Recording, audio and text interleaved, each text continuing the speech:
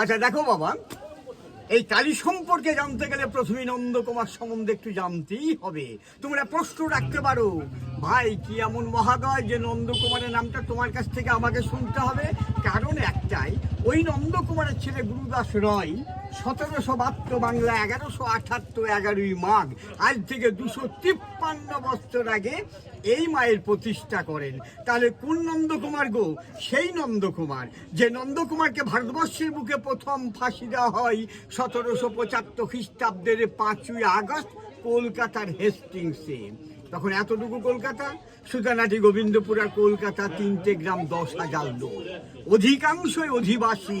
ওই অন্যায়ভাবে ফাঁসি দেওয়ার জন্যে ব্রিটিশ সরকারকে ধিক্কার দিয়েছিলেন। অনেকে আবার গঙ্গা জলে স্নান করে বাড়ি ছেড়ে পালিয়ে গেছেন। প্রমাণ, উত্তর পাড়ার সেনবাড়িটা আজও সিল করা আছে। আর এই যে কালীটা দেখছো, এটা নবকালীর মধ্যে ওয়ান অফ দেম। এর আদেশ ছাড়া কেউ সিদ্ধি লাভ করতে পারেনি, আজও পারবে না। যার জন্য বামদেবও এসেছিলেন। বামদেব এসে খুব আদর করে মাকে ডাকতেন, কি রে বেদের বেটি কেমন আছিস? কারণ মায়ের অলঙ্কারটা সাপ, এই সাপটাই হচ্ছে কুলকুণ্ডলিনী শক্তির প্রতীক। এটা হচ্ছে গুহ্যকালী। মনুসংহিতায় বলা হয়েছে নবকালীর মধ্যে ওয়ান অফ দেম। 9টা কালীর মধ্যে এটা কিন্তু প্রথম। আমরা কালী রেখেছি 4খানা, এখানে গিয়ে দেখে এলাম 2খানা। ওই 4খানা হাতের মানে যদি আমি জিজ্ঞাসা করি, বলো তো বাবা 4খানা হাতের মানে কি, আমি তোমাদের কাছে উত্তর পাবো না। ওই যে পূজারি, আমি কাউকে পুরোহিত আখ্যা দেই না, কারণ পরের হিত বা মঙ্গলের জন্য আমার জন্ম হয়নি। আমার জন্মটা হয়েছিল উজ্জয়িনীতে পাটলিপুত্রে।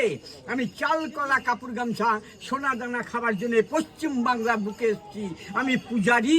সেই পূজারি যখন সংকল্প করেন, উচ্চারণ করেন যে চতুর্বর্গ ফলপ্রাপ্তি কামনার্থে যৎকিঞ্চিৎ ভোগং পূজনম অহং করিষ্যামি, অর্থাৎ 4খানা হাতে 4খানা বর্গ ফল দান করছেন। কি?